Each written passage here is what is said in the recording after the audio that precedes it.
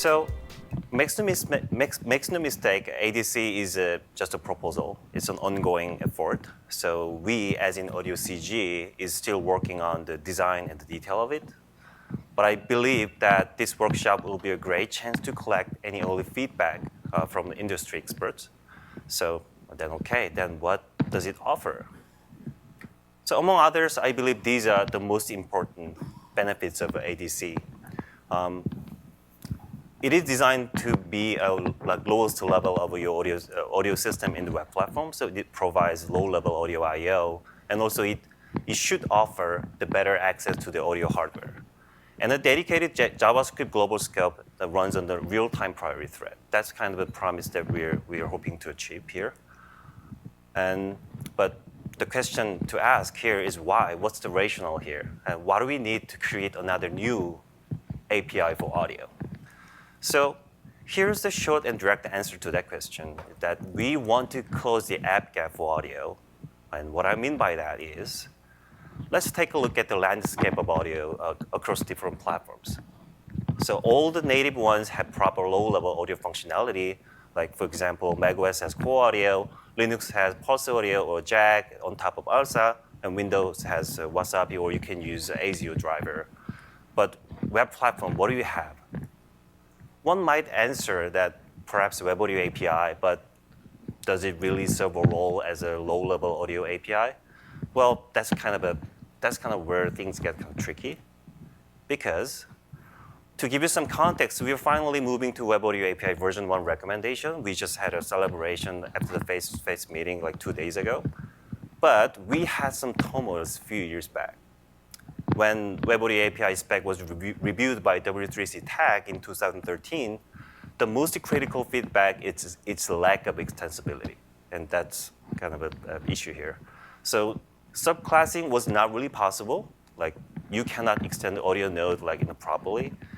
And also, JavaScript-based audio processing was not in a good shape, because that's basically what Philip said in the previous presentation. The script process node was kind of broken. So to address this issue, Audio Working Group came up with a new feature called Audio Worklet. It allows developers to create a custom audio node by subclassing Audio Worklet node, and also to write JavaScript code for custom audio processing in Audio Worklet processor. So just to give you some brief idea how it works in general. So the most crucial improvement here is now we have a complete isolation of audio code from the main JavaScript thread. It's a big improvement in Audio Worklet. I'm really happy to hear that the Philip and team has some success on this area. And yeah, like I said, this turned out to be a spot on for many audio-centric use cases. So now we are starting to see very exciting things on the web. That user code box right there, the yellow one, they can easily be filled with WASM code as well. So the extensibility issue is kind of covered. Then developers started asking a very obvious question: how do I port X with Audio Worklet? It's a very valid question. And the most common pattern here is putting your WASM-powered audio processing code to Audio Worklet processor, just like. But the problem here is Audio Worklet comes with some component called Audio Worklet node, and Audio Worklet node is still audio node, and audio node is supposed to be a part of your audio graph. So it's kind of a smaller building block. It doesn't really fit into the design model that where you're compiling your entire audio application into a small audio node. It doesn't really work that way. And the audio, like I said, the Audio Worklet is a part of a Web Audio API, so the limitation of the API still applies to the audio node, right? So one of the limitation is a render block size of 128 sample frames, which is mandated by the specification.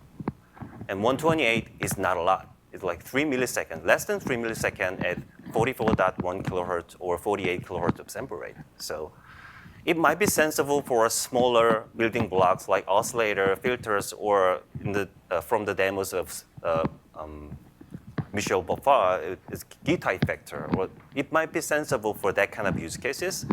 But it's definitely not for an entire application like digital audio workstation. So as a workaround for this 128 frames of limitation, audio developers started taking advantages of several cutting-edge web technologies like audio worklet, shared array buffer, and WASM-powered worker. A very interesting diagram here. This is the diagram from my article from Google, googledeveloper.com. So the article name is Audio Worklet Design Pattern. This is one of them. And because the audio worklet is limited by this 128 sample frame, so we want to break free from those limitations by taking advantage of a worker. In the worker, you have all the audio code. You can set up your own rendering quantum, rendering block size there. And you're using audio worklet as just an audio callback function. And to glue these two worlds together, you can use a shared array buffer for that. So it kind of works. It works reasonably well, but it was definitely not the end of the story. Because usually audio worklet rendering thread priority is higher than the general worker thread, because it's supposed to be support audio use cases, right? But now you're rendering your entire audio application in the worker thread, and the worker thread priority is not that high. So when things get contentious, you might get into trouble. So that's one of the issues here. And the other question to ask is, so this design pattern does a wonder for some people, but why does it have to be so complex to do such a simple and basic task if you're working on the native audio platform? So that's the question to ask. Isn't that usually a sign of a fundamental problem? So that's where ADC, Audio Device Client, comes in. It is meant to be the lowest layer in the web platform. So there's no built-in building blocks or infrastructure, so there's no redundant overhead here. Just a callback function with input and output buffers, so it is perfect for WASM-heavy approach. Also, it is the closest layer to the hardware, so it should help you to configure a device client in different ways without exposing users' privacy. So it also means that this API is going to be the orthogonal to web audio, so it can be free from the limitation of web audio API, such as fixed render block size. I think we will have a better picture in the future, so the complete audio vertical in the web platform. So you have an audio element, which is the highest level of abstraction. Now you have a web audio API, which is the kind of intermediate layer between the low level and high level. Now you will have an audio device client as the lowest level. And the audio worklet was successful because of the scope isolation and the dedicated thread. So we will continue to support that in the ADC as well. On top of that, we will push forward the idea of using a real-time priority thread for JavaScript audio processing. So these are potential use cases. I think Philip made a really good presentation there. So companies like AudioKinetic, Epic, Unity can take advantages of this API because they already have tons of audio code written in C and C++. I believe ADC can serve their use cases very well. And several key players in pro audio industry, Ableton, Propeller Hat, BandLab, they are already supportive of this API. So this will unlock many new larger scale applications in this domain as well.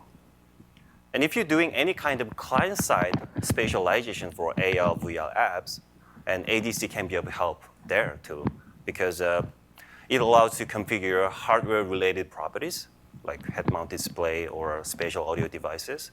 But also you can build your own custom spatial audio renderer or spatial audio media encoder, decoder, things like that.